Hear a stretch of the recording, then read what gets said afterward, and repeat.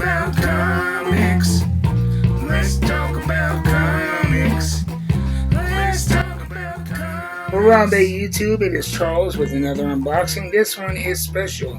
It is from MidtownComics.com, and this is gonna be a little insider secret. This was recorded a couple weeks ago, but I want to stretch them out. I try to bring a new unboxing every Wednesday, so you're getting Charles from the past, a little time traveling Charles, if you will. So I'm not going to hold you. Let's get into it. And when I order these books, I like to open them up on screen so you can see what kind of security your books are shipped with. Midtown Comics comes in a box, usually packed with all kinds of protection here. We have the bubble wrap going on, and the Midtown Comics bag with the Midtown Comics logo. Absolutely love that bag. So let's see what we have here. A few books I was not able to get elsewhere, so I went to them, and they have a lot of pros, but a couple of cons. The pros are the comic books are well priced. Their website is very, very user friendly. The cons are shipping. Shipping seems to take forever when you order through them, but the books come bagged and boarded, and like I said, they have great prices, and so it is really a give and take. So we have from Boom Studios, Red Before Black, number 4 and 5. I wanted to get a hold of these when they first came out, but when Diamond Distributing had their whole mix-up, it really affected availability for some of the independent and smaller company comic books. And so when you're dealing with the local shops, they got prioritized behind your Midtown Comics. So I am excited to get these finally. I really enjoyed this story, and I am looking forward to catching up these last few issues. And then we have Daredevil, Unleash Hell, number 3, the Red Band edition. This is from Marvel Comics, and the Red Band means that it's for mature audiences. This features Elektra as Daredevil, and so I really enjoy that. Daredevil here lately, be it Matt Murdock or Elektra, has been one of those comic books, in my opinion, that have been hitting on all of the cylinders. I cannot complain about it. And then we have from Execution Posse Holdings and King Spot Comics, The Chamberlains. This is The Chamberlains number 1, another book in the Night of the Cadillacs universe, the supernatural gangland universe established in Night of the Cadillacs. This series is starting to grow on me. The first book I read from it was Lipstick Clica, about a group of vampiric cholas. Number 1 was great. Number 2 was and then I got into Kill Town. I was really impressed with number 1. Number 2 was terrible. Number 3 was brilliant. And so the quality has been going up and down, but it's really trending up now. Since they released more titles, you can go back and watch my reviews on Lipstick Clica, Kill Town, Papa Duke, The Stitches, all books in this Night of Cadillac universe. I'm very, very honest about my perception on those books, but it's not all negative. I want them to do better because I enjoy the concept and the art style, but the writing has been up and down. And so I will let you guys know what I think about the Chamberlains. And then we have Kill Train, number 4. This is from Mad Cave Comics. It is a book set in a dystopian future where New York City is overpopulated. And what they do to address the overpopulation is they randomly select public transit trains for slaughter. And this is a very, very, very heavy book. Um, I'll read an issue and then like weeks after, just another thing hits me from the book that I realized. Like I was just thinking about it the other day, and really, it's really about social engineering.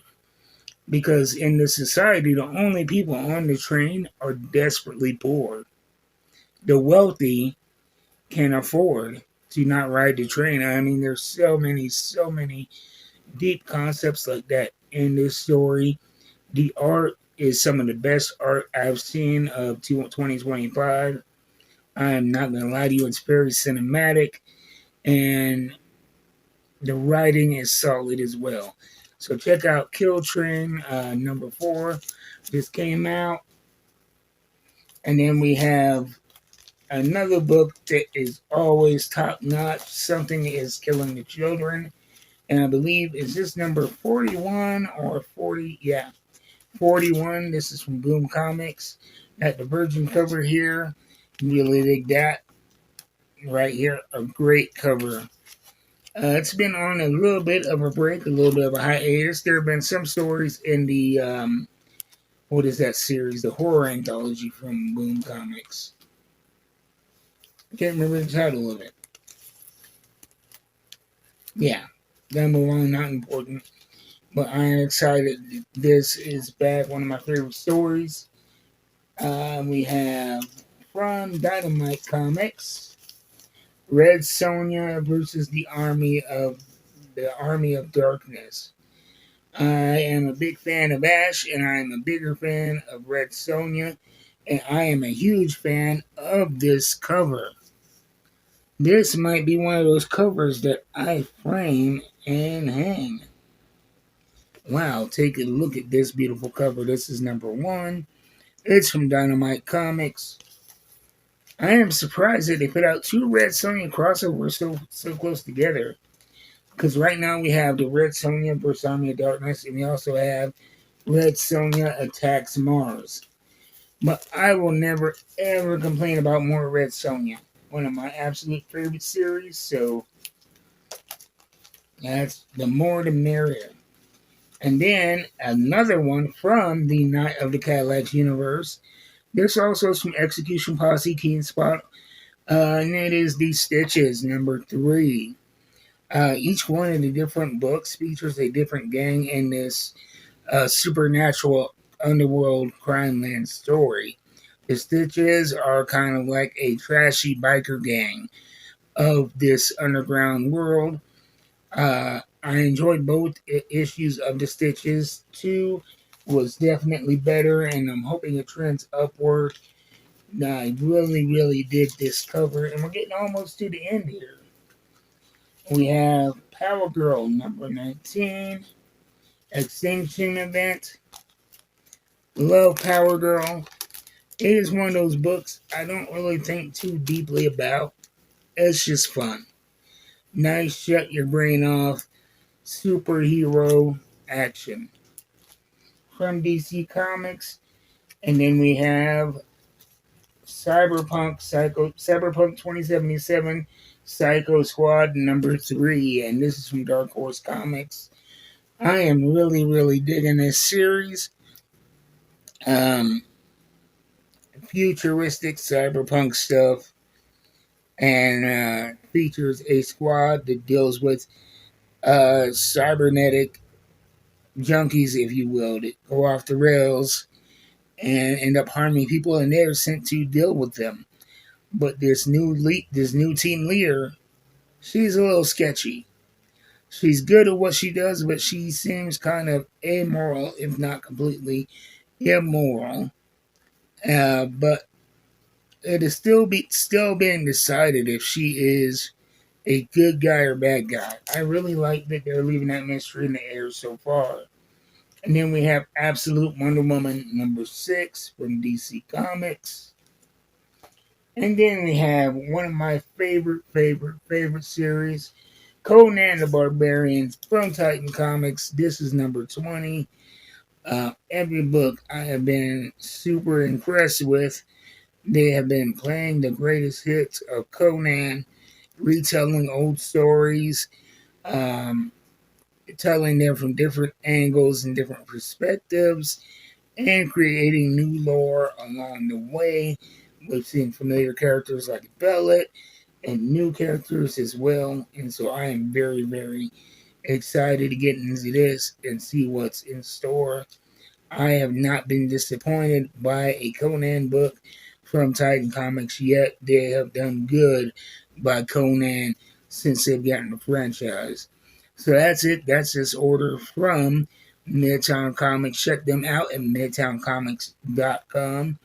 Like I said, the downside is the shipping takes forever, but you can get what you want slightly cheaper. It's just going to take a little bit longer, and the website is super easy to use. So I'll see you guys next time. Stay tuned for more unboxings. I'm still getting my books from Spellbound Apothecary Entertainment and still loving going to coffee and a comic. We're going to be back to the regular unboxings next week with, I believe, another one from Spellbound Apothecary Entertainment. So I'll see you guys next time. Until then, keep reading them books. You know I will. I'm out.